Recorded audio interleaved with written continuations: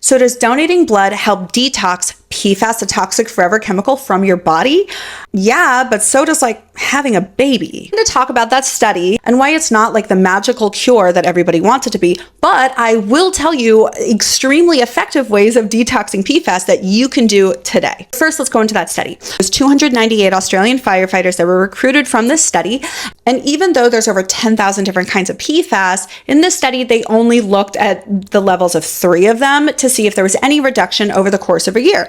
The reason that they looked at firefighters is that tends to be one of the groups of people that have the highest amount of PFAS. This is why that group of people tend to have far higher levels of kidney cancer, bladder cancer, testicular cancer. So the level of PFOS, they had a reduction of around 9% if they donated blood. And if they donated serum, they had a reduction of almost 25%. Now for PFHXS, had a reduction of 0.27%, and those that donated plasma, which is twice as often, they had a reduction of 21%.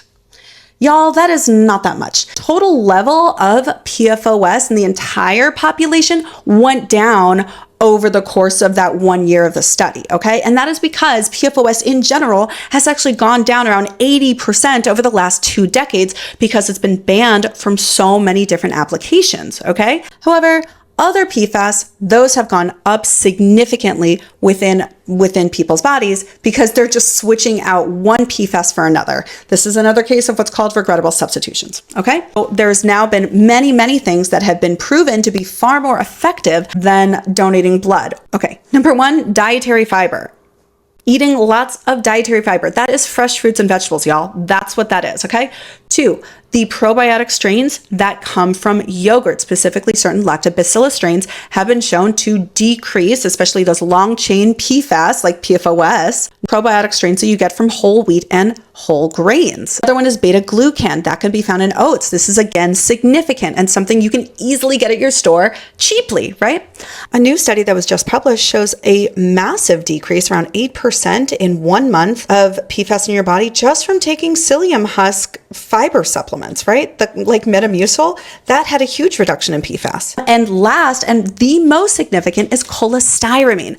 Cholestyramine is a cholesterol lowering medication that is already commonly used for lots of things. Over the course of 12 weeks, showed a reduction of 60% of PFAS in people's bodies. Y'all, that Australian study, again, the largest reduction they had was 25% over the course of 1 year. This is 12 weeks, and it was a 60% reduction, okay? I honestly dislike all the attention that the one firefighter study got, okay, about donating blood. And that is because, number 1, the results weren't that significant. Number 2, it doesn't actually help the PFAS problem. Over and over again, Americans don't want to hear that eating healthy is the answer. People don't want to hear that. Real solutions to fixing the PFAS problem in the world and in your body, well, those solutions are less sexy and they don't make for good clickbait headlines. Eating fresh fruits and vegetables like, lentils and organic broccoli, right? And eating less meat and more yogurt, that is unsexy. And people think that they can just go and donate blood to people that are immunocompromised and give them the PFAS, but you're just continuing to put more PFAS out in the world. That doesn't fix the problem. Instead, Americans want a quick fix. They want a pill. They want a magical cure instead of changing the behavior that is better for their body and for the world. They will take that false cure over the real answer every day of the week. So yeah, donating blood is not really the answer.